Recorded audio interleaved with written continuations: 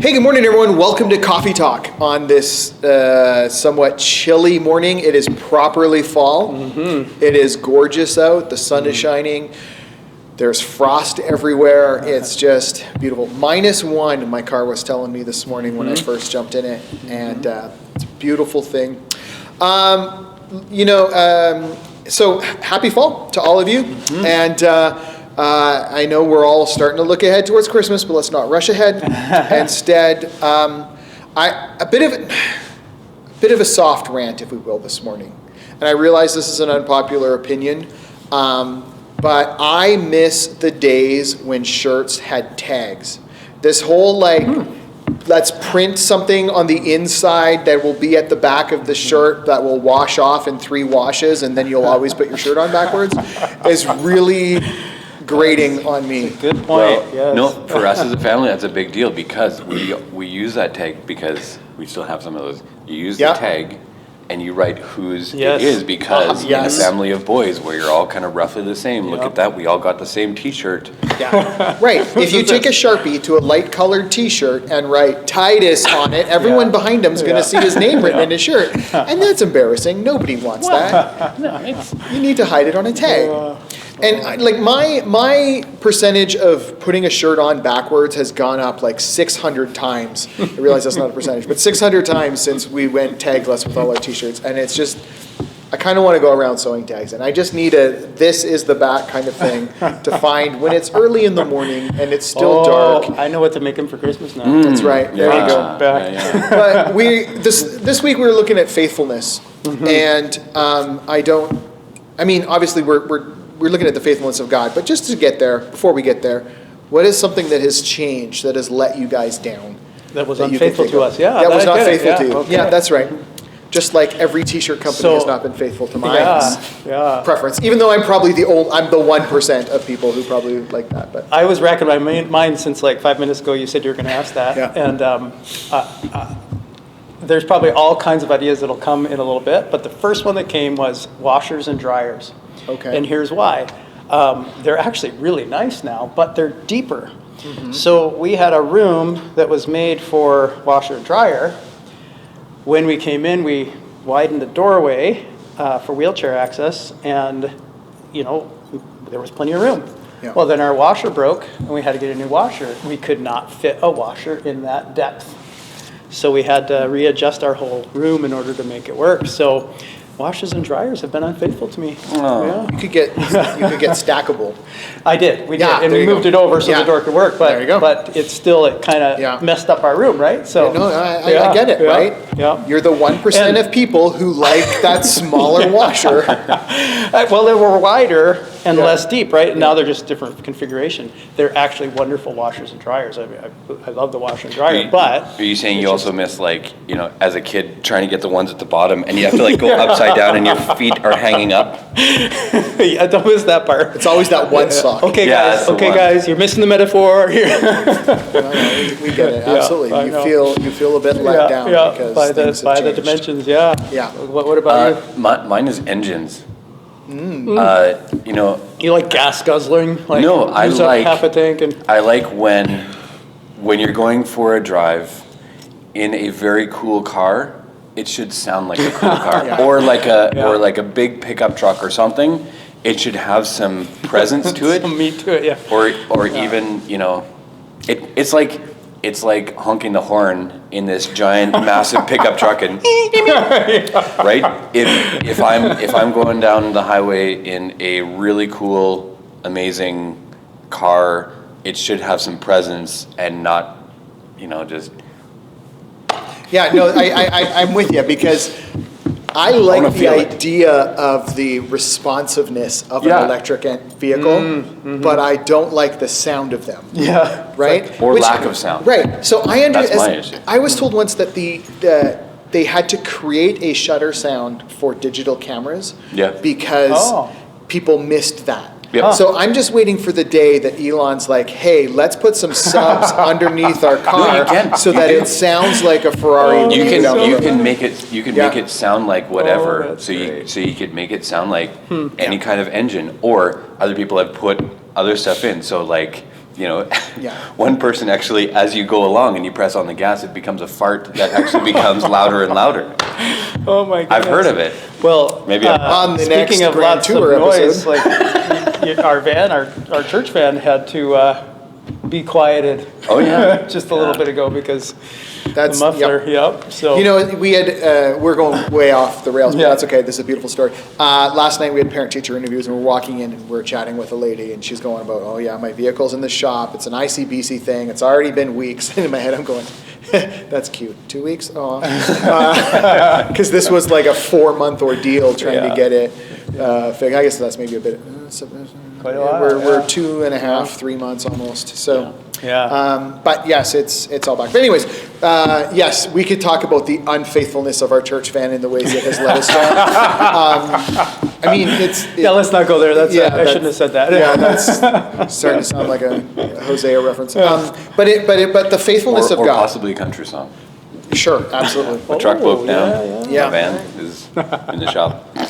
I'll leave it to you, our resident country expert. But no, where we do need to go in this conversation is as we look back, we don't just look back on the faithfulness of God, though that helps us see it, right? And have confidence in that God will be faithful today because he has always been, right? But unlike all the other things in our life that change over time and we might feel let down by that, God doesn't.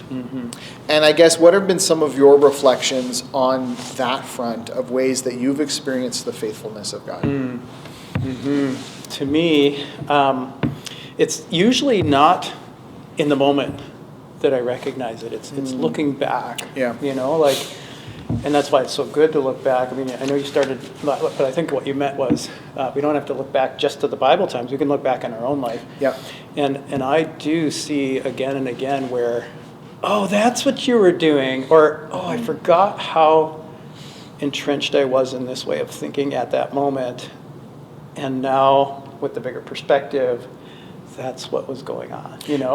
No, that's not good. always. There's lots of times when we don't know, and there will be times when we don't know what he's doing. But there's so many that we do, right?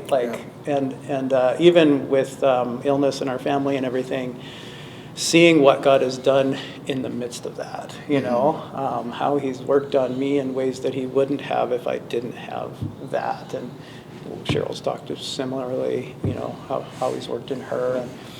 And even with our kids, I think we see ways that he's developed a compassion, in them that they would not have had, likely because we wouldn't be as compassionate. But so Yeah. that's for me how I tend to experience. It's more looking back, and I don't have to go very far sometimes, but it's usually looking back and then realizing, okay, even in now, he's going to continue that. So yeah. I would relate it to, so I sat in on one of the life groups this week that got into that idea of steadfastness, right? So it's almost like this faithfulness, I think kind of like you more put it is like trust in a God who is trustworthy, but yet it's because he is unchanging, right? So imagine if, God woke up one day and said, everything that I thought was right is now wrong. And everything, right? And everything changed every single day. And you're like, okay, what's the, pull out the newspaper and saying, oh, look at that, the whatever that we've always believed for thousands of years that God has clearly communicated through so many different ways. Imagine if that changed all the time. That would be the worst because you would feel like I have no idea where to put my hat on any of this, right? Yeah. No, that reminds me of some science fiction stories where all of a sudden, instead of gravity being on the ground, it's now on the wall, and you're walking, up and down or something, or I don't know. There's been different science fiction that plays with that kind of idea. You wake up and now up is down and down is up, or the sun is not. There's not one sun, but there's three or something. Oh, I got an example. Go, Chris. Do you typically watch these movies between 3 and 4 in the morning while you're laying in bed? Well, it's not just movies. It's in books and whatever. No, I don't know. I don't know where I've seen them. The BFG. What's the that? bubbles go down. BFG. Well, that's What's because it's a BFG? special drink. I know, but I'm It's just the saying, fizzy- What is BFG? the Big Friendly Giant by Roald Dahl. Oh, right. Inspired by Guinness, I think. Is the where the bubbles go down to. All right. No, yeah, absolutely. But We- God's constancy is faithfulness. Yeah. But I really appreciated the way that you brought it back to that sense of like, because he is Yeah. faithful. That's where it all lies. Well, just Absolutely. imagine a world where things change all the time, like you just said. We have, with those stories and stuff, and it's just you wouldn't know like where's the hope, where's the whatever, right? Well, you want to see an extremely exasperated child just change the rules all Yeah. the time on Yeah. them. Like when we as parents are inconsistent and Yeah. our kids are trying to figure out, navigate the world, but it feels like any moment mom or dad are going to change the rules and what was wrong is now right Yeah. and what is right is now wrong. Like that just, it's an unhealthy environment. Yeah. And so God being the good father, has, treats us the same way, I think. I'm laughing because we're trying to train a little puppy, and it's like we have to get on the same page because if Jack takes him out and does one thing, Yeah. and then I take him out and do another thing, and Gabe, the poor dog, and we're mad at the dog, but really, yeah. Sorry. I hope all these things are helping us realize that God is the one who is constant, right? And, Right. yeah, Nothing yeah. in this world really is. Things are Yeah. constantly falling apart or improving. Because humans have done wrong. It's not because God, sometimes right? there God's are allowed us, improvements, yeah. but yeah, things are constantly changing, and sometimes for the better, sometimes for the worse. But thankfully, God is faithful and good. And above all else, I really hold on to the fact that in faithfulness, He promised to be with us. And Yeah. when nothing else makes sense, at least may we have the clarity to see God with Yeah. us. And Let's not forget that we reflect on who God is, but realize that He's producing that in us. So as much as the world's changing around us because humans are, God has given us so much freedom and allowed us to. Yeah. He produces that faithfulness in us so that we can be that for others, and that's a beautiful thing that we can work together with Him. And we gave a few ideas of how to do that, but yeah. Well, looking forward, one thing that seems pretty unchanging, shoebox season. It's always something that comes due in the middle of November, and some of you have already picked up shoe boxes, and a few of you, maybe even only one of you, have even returned them full. And so there's just a few weeks to do this left. I think 3 weeks. Yeah. But that's including this Sunday coming up, right? There's only 2 full weeks and a bit. So pick up your shoe boxes on Sunday. Would be a great day to do it.